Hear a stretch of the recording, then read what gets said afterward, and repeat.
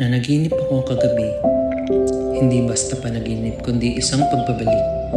Parang hinila ako ng kahapon, dinala sa lugar na kabisado ng puso ko pero matagal nang iniwan ng panahon. Nandun ka, hindi bilang alaala kundi parang totoo. Parang hindi tayo kailanman naghiwalay. Narinig ko ang tawa mo, yung tipong hindi ko maalala paggising pero sa panaginip malinaw. Parang kahapon lang nangyari.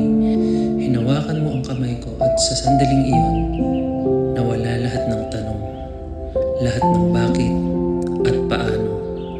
Walang sakit, walang paalam, walang katapusan.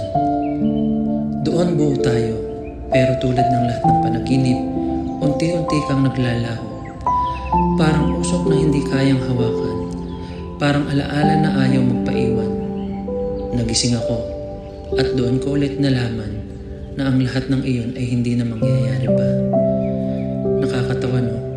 Sa panaginip buo pa rin tayo, pero sa realidad, isa ka na lang kwento na pilit kong binabalikan.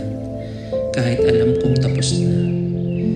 Nanaginip ako kagabi at sa isang iglap, pinatikim sa akin ang isang nakaraan na hindi na babalik kailanman.